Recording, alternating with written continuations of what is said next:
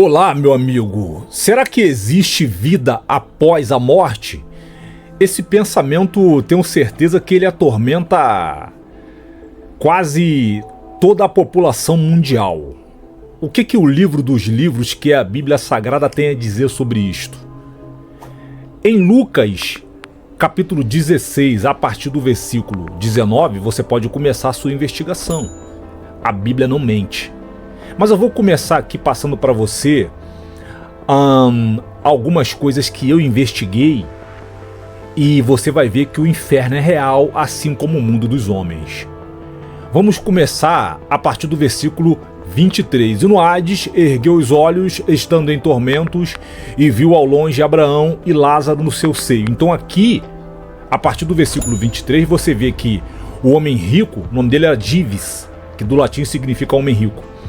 Ele vê e ele reconheceu Lázaro, que jazia à porta dele, com fome e desprezado por ele, porque ele entendia que aquele problema era de Lázaro e ele não tinha nada a ver com aquilo, cada um com os teus problemas.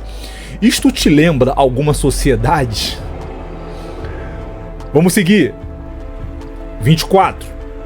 E clamando disse: Pai Abraão, tem misericórdia de mim e manda Lázaro que molhe na água a ponta do seu dedo e me refresque a língua, porque estou atormentado nesta chama. Então aqui você vê que ele vê, ele enxerga, ele fala, ele escuta e ele tem todos os sentidos que você tem. Os 5 sentidos dele no inferno estão ativos. Só que lá ele está em espírito, mas os 5 sentidos estão ativos. Ele está com sede, ele está atormentado. E o mais grave, mesmo ele estando na condição que ele está, ele ainda enxerga Lázaro como um garoto de recados. Então o que você aprende aqui? Em nenhum momento aqui você vê ele pedindo perdão ao pai Abraão. Eu estou arrependido por entrar nesse lugar. Negativo. No inferno não existe arrependimento. Arrependimento é só aqui. Grava isso, arrependimento é só nesse corpo. Depois que você morrer, acabou. Disse, porém, Abraão: Filho, lembra-te de que recebeste os teus bens em tua vida, e Lázaro somente males, e agora este é consolado e tu atormentado. Então aqui tem um cenário interessante que Abraão faz ele lembrar.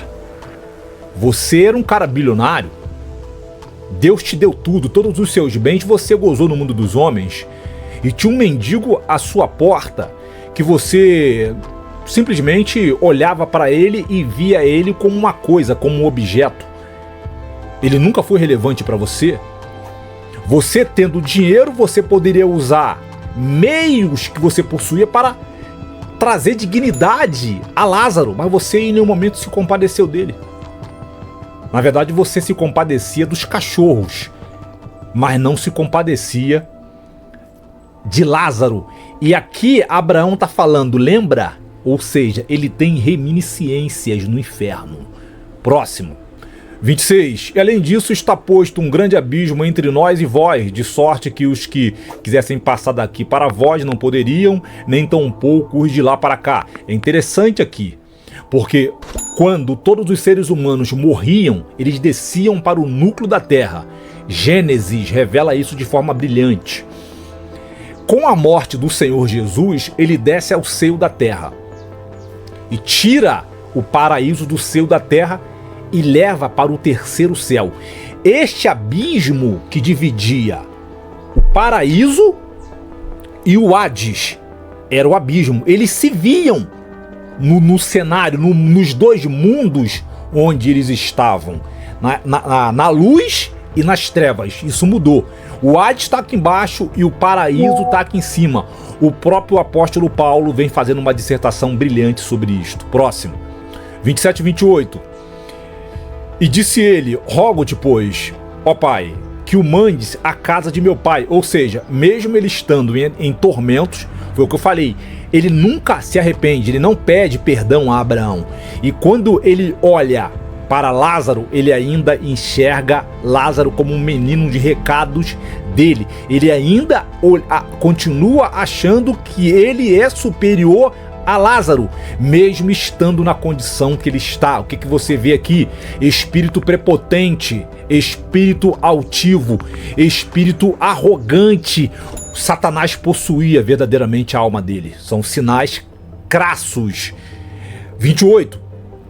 Pois tenho 5 irmãos, para que lhe des testemunho, a fim de que não venham também para este lugar de tormento. Ou seja, aqui estão as reminiscências dele. Ele lembra da família dele, ele lembra dos 5 irmãos dele. Ele está plenamente acordado e vivaz no inferno. Ele não está dormindo como muitas culturas fajutas, ideologias filosóficas dizem, que depois que você morre, você apaga tudo, você não lembra de nada. Tá aí, ó. Você vai lembrar de tudo no inferno. 29:30. Disse-lhe Abraão: tem Moisés os profetas, ouçam-nos. O problema é que, assim como ele, os irmãos dele zombavam de Moisés os profetas. Diziam que Moisés, os profetas, eram criaturas obsoletas, criaturas obscurantistas, criatura que criaram um Deus com medo do escuro. O escuro é agora onde ele está, atormentado em chamas. 30.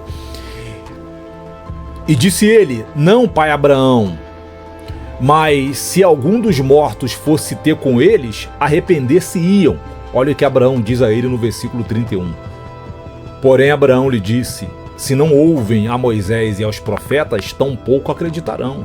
Ou seja, se eles não acreditam naquilo que eles estão vendo, eles jamais acreditarão que uma alma subiu do inferno para admoestá-lo, para adverti-lo, para que eles se curvem diante do Todo-Poderoso Deus, ainda que algum dos mortos ressuscite. Então veja bem, Deus não manda ninguém para o inferno. O ser humano vai para o inferno por escolha. Ele escolheu ir para o inferno. Quer um conselho? Não deixe que ninguém pense por você. Você é adulto, não deixe que ninguém pense por você. Se o seu avô escolheu viver longe de Deus, é a escolha dele.